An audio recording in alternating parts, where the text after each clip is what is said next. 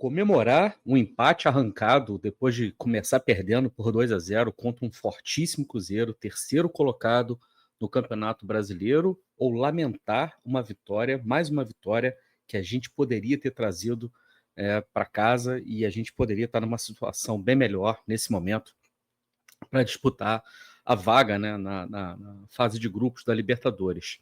Tem copo cheio, tem copo vazio, né? Ou meio copo cheio ou meio copo vazio. Obviamente que eu vou falar sobre isso depois da vinheta.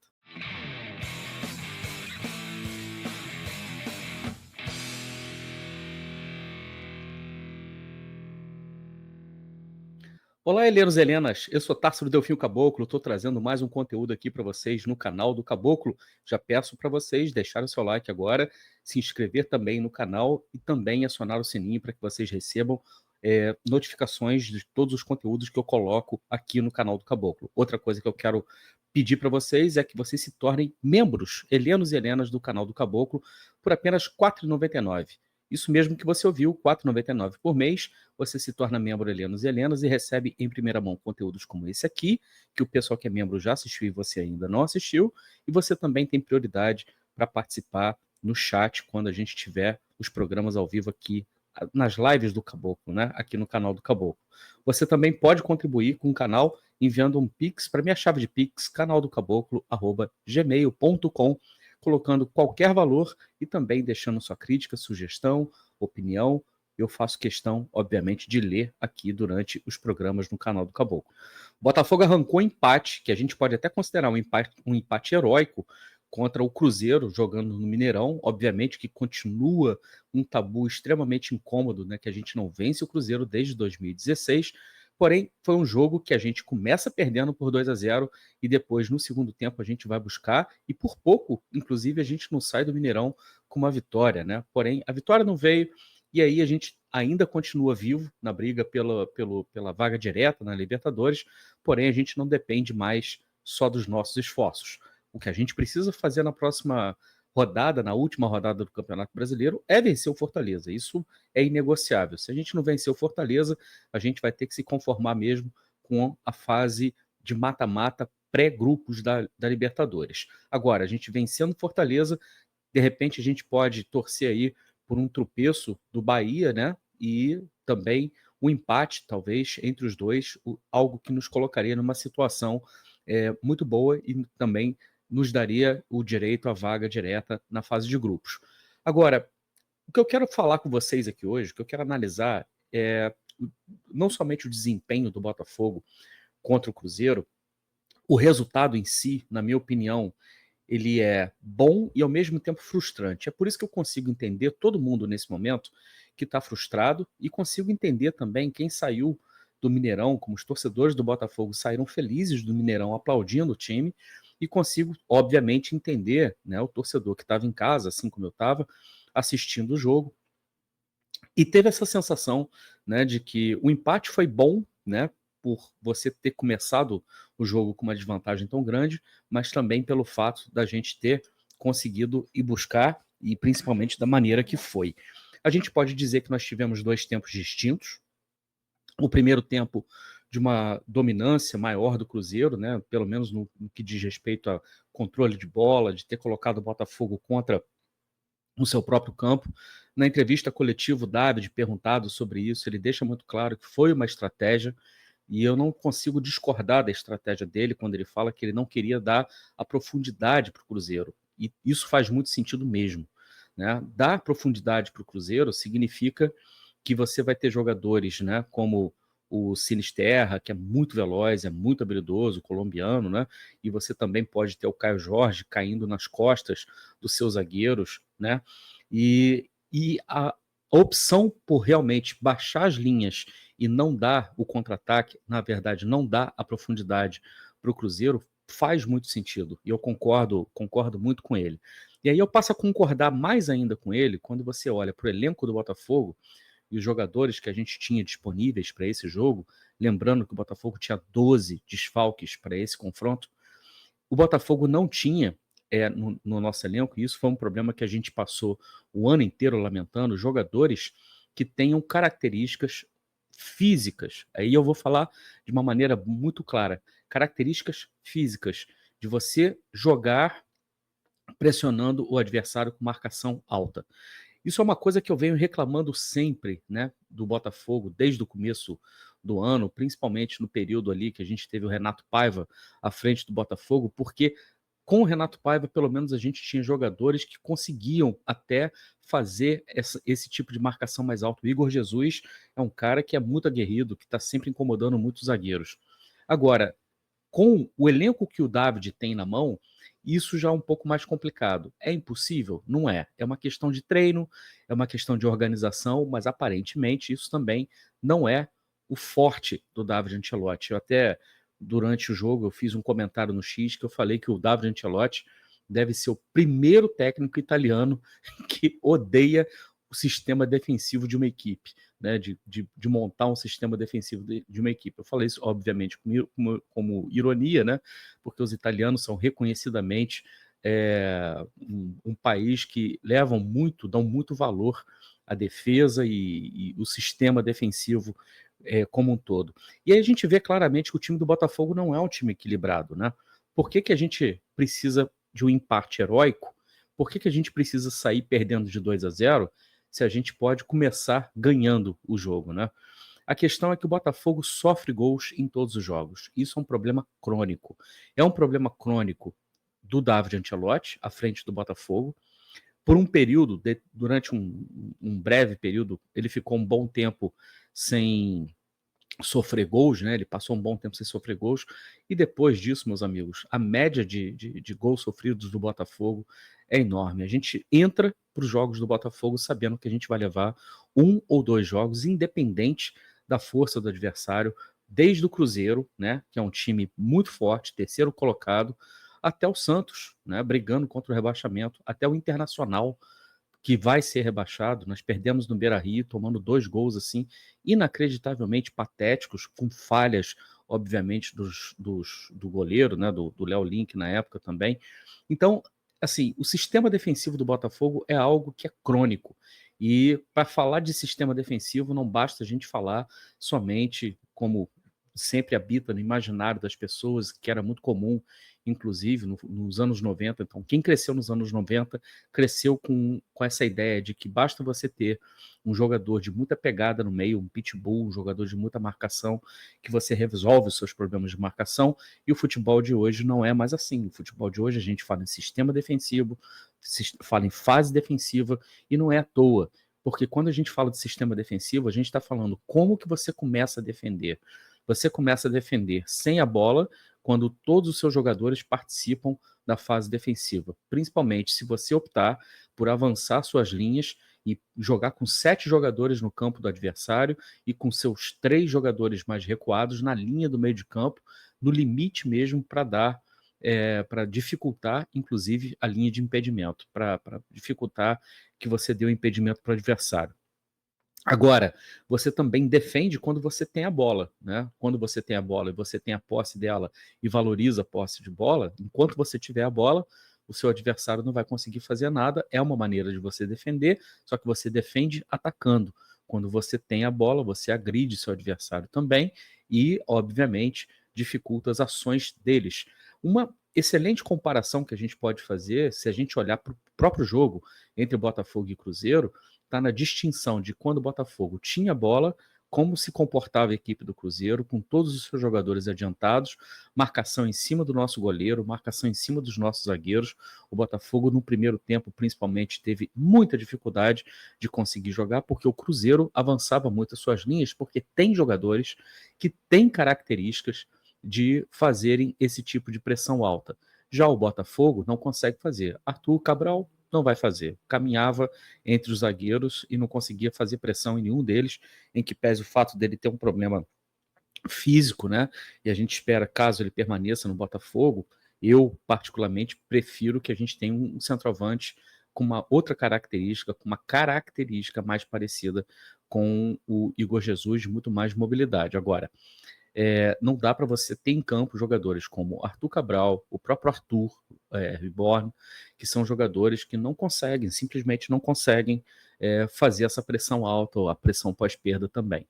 E aí, quando você está trazendo o adversário para cima de você, atrai o adversário para cima de você, e eu entendo o argumento, né, de você não dar profundidade para o seu adversário, não dar espaço para o seu adversário correr atrás das suas linhas defensivas, é natural que você vá ver um volume de jogo maior do adversário, e principalmente tendo jogadores como Matheus Pereira, né, fica muito difícil você, mesmo que você faça uma linha de 5 lá atrás, como o Botafogo procurou fazer, se você faz uma linha de 5, vai sobrar espaço no meio, porque vai faltar gente para preencher o meio, para você jogar ali no entorno do próprio Matheus Pereira.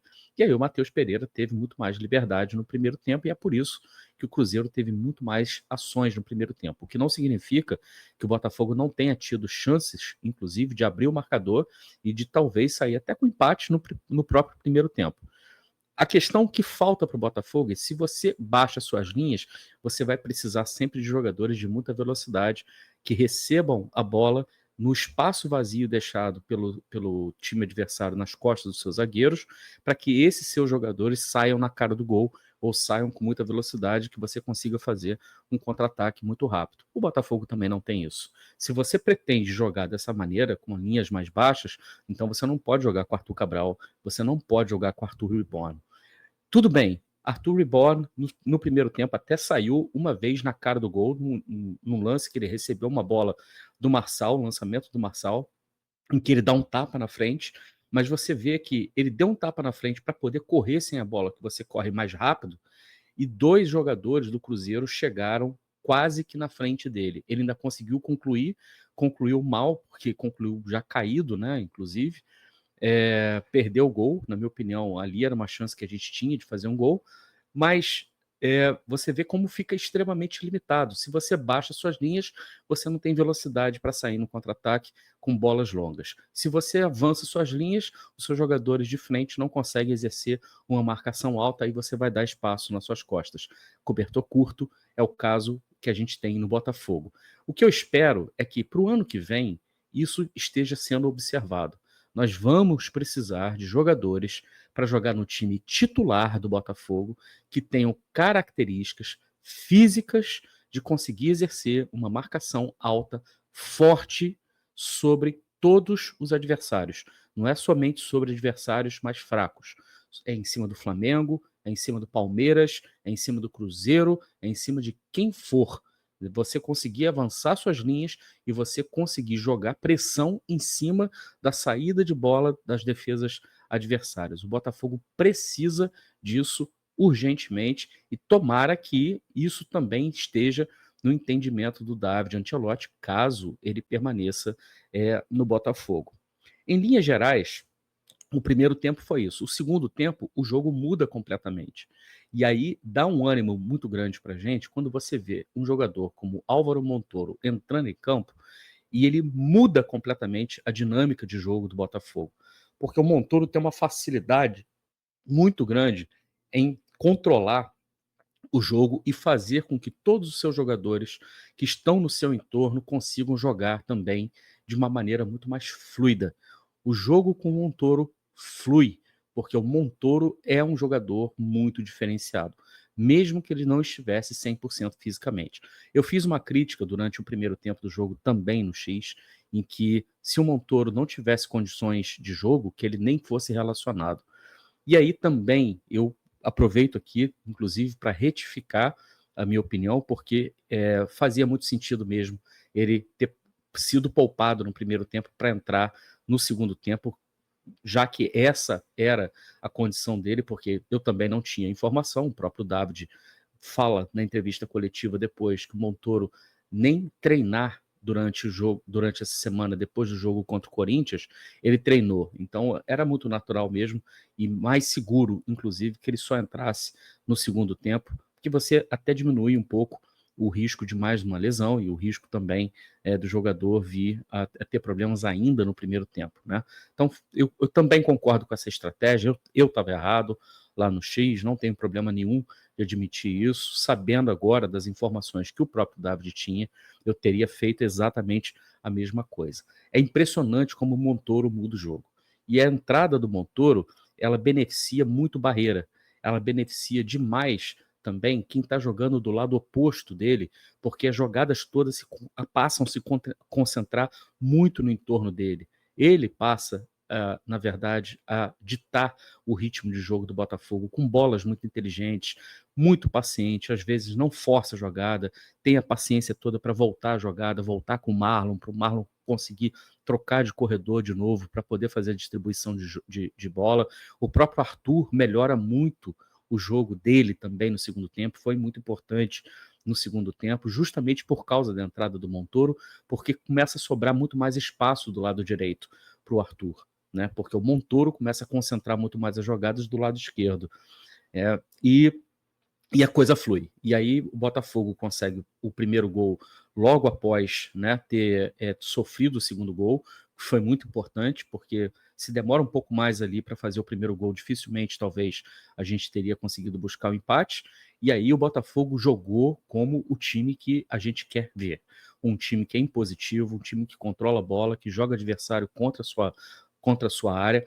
Obviamente, deu contra-ataque para o Cruzeiro, porque o Cruzeiro é um time muito perigoso, muito veloz, mas ali era um Botafogo que a gente pode dizer o seguinte: o Botafogo tem que jogar daí para cima, né? Controlando a bola, ditando o ritmo do jogo, ameaçando o adversário. A gente talvez pudesse até fazer mais, tá?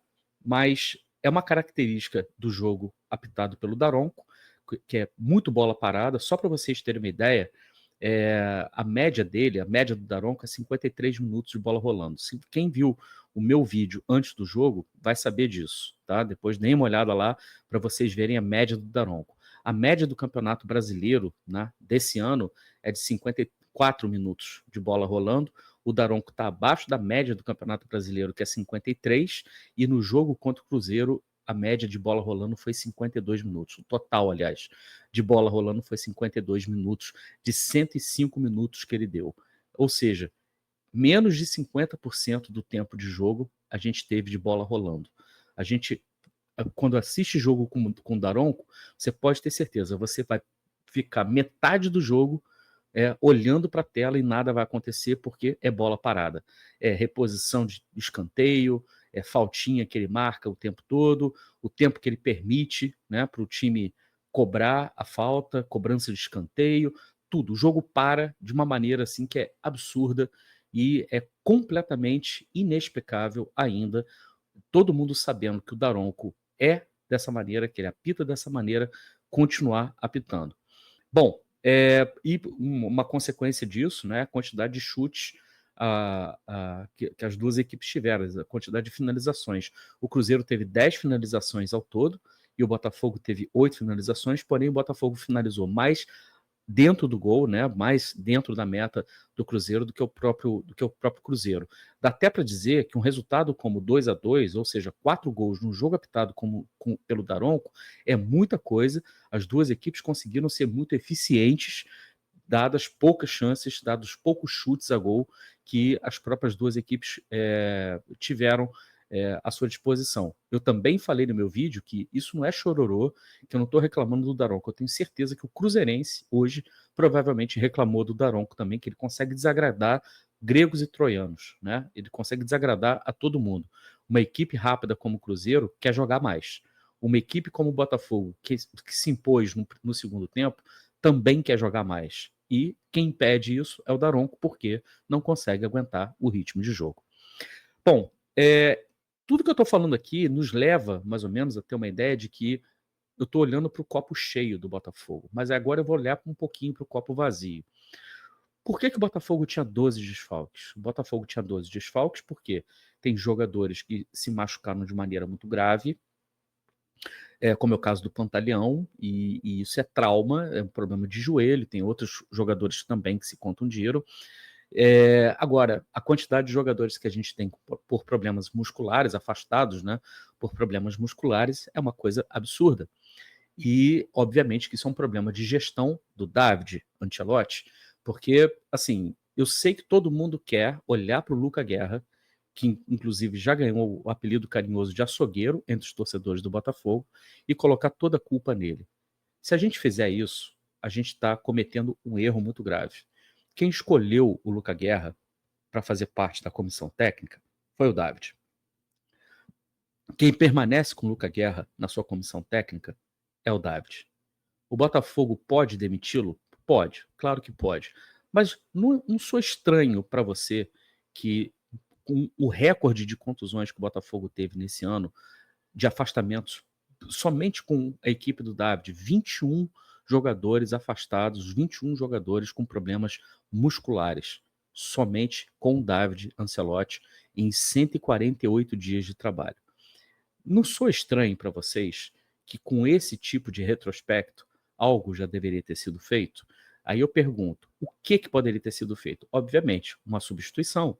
Você tem que trocar o seu preparador físico, porque simplesmente o cara está quebrando todo mundo, né? Está estourando todo mundo. A questão é somente o preparador físico que está causando isso? E vou colocar mais uma pergunta, que é mais um detalhe que também ninguém está levando em consideração. O Neto chegou aqui em ritmo de pré-temporada. Ok, tudo bem. Começou a sua trajetória no Botafogo e foi muito mal, tanto que a gente acaba sendo eliminado na Copa do Brasil por causa de uma falha grotesca, né, dele contra o Vasco no estádio Newton Santos. Então, Neto, e depois disso ele se machuca. Comete uma falha grotesca, depois se machuca. Depois entra Léo Link e a gente não precisa nem falar. A quantidade de gols por falhas do Léo Link que a gente tomou nos faz lembrar aqueles piores períodos em que a gente tinha 5 goleiros no Botafogo, você podia juntar todos eles que você mudava, que você não conseguia nenhum goleiro decente. E aí entra o Raul, que é outro goleiro também, que na minha opinião, inexplicavelmente renovou seu contrato com o Botafogo. Gostaria muito de saber qual é a avaliação que o Botafogo faz. Gostaria muito que o Léo Coelho pudesse dizer qual é a avaliação que ele faz do Raul, por que o Botafogo renovou o contrato dele, porque os 2 gols que o Botafogo toma contra o Cruzeiro eram gols evitáveis. O primeiro gol, talvez, né, pela velocidade do lance, pela maneira que ele aconteceu, um pouco menos, mas o segundo gol, ele espalmar a bola para o meio da área, do jeito que ele fez, aquilo ali é erro primário, é coisa de goleiro de time pequeno, goleiro de Série B. Não é o tipo da coisa que você espera de um goleiro que esteja defendendo uma das camisas mais pesadas do Campeonato Brasileiro, do futebol brasileiro, né? E, mais uma vez, o Botafogo acaba entregando a paçoca. Por quê? Porque a gente teve falha de goleiro. Então eu volto a perguntar para vocês. Falhas de goleiro misturadas com contusões de goleiro.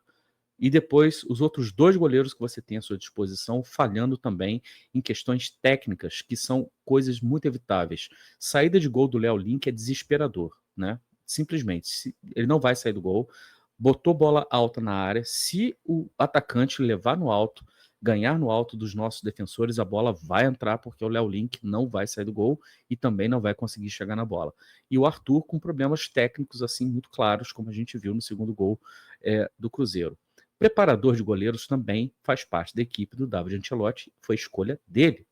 E aí eu fico perguntando, o problema é realmente quando a gente avalia permanência ou não do David Ancelotti, a gente está avaliando somente o David Ancelotti ou a gente está avaliando a comissão técnica como um todo? O trabalho dele na comissão técnica é ser o chefe da comissão técnica. Se a comissão técnica não está conseguindo entregar um bom trabalho, ele está falhando como chefe. É muito mais do que a gente simplesmente olhar para uma evolução tática da equipe do Botafogo, porque existe mesmo. Isso a gente tem que dar o crédito para o David Ancelotti e para o seu auxiliar também, que é o espanhol lá, agora esqueci o nome dele. Mas isso, né, evolução tática ofensiva, que a fase defensiva ele não consegue resolver. Ele não consegue nem chegar perto de algo, de uma solução que nos deixe pelo menos tranquilo. É garantido que o Botafogo vai tomar gol em todos os jogos que vai entrar. Então, a pergunta, a avaliação que a gente faz, né, quando a gente tem que avaliar sobre a permanência ou não do David Ancelotti, a continuidade do David Ancelotti é continuar por continuar, porque tem que continuar, porque o certo é continuar, ou você avaliar resultados dele. Nos custou uma Libertadores porque ele não estudou o adversário, obviamente não sabia o que faria, né, contra o adversário. O argumento de que ele não tinha tempo, não teve tempo para estudar a LDU, até hoje para mim me deixa de queixo caído. Eu realmente não consigo acreditar. A segunda, né, questão, a eliminação contra o Vasco, tá, que a gente está vendo aí até ontem, né, até a metade da rodada, da 37ª rodada, ainda tinha chances de rebaixamento, e mesmo que a gente venha de uma sequência de jogos aqui invictos, né, tem jogos que a gente pode olhar nessa série invicta do Botafogo que são jogos que a gente deveria ter ganho. Você ter empatado com o Santos em casa da maneira que foi, é simplesmente ridículo, é inaceitável.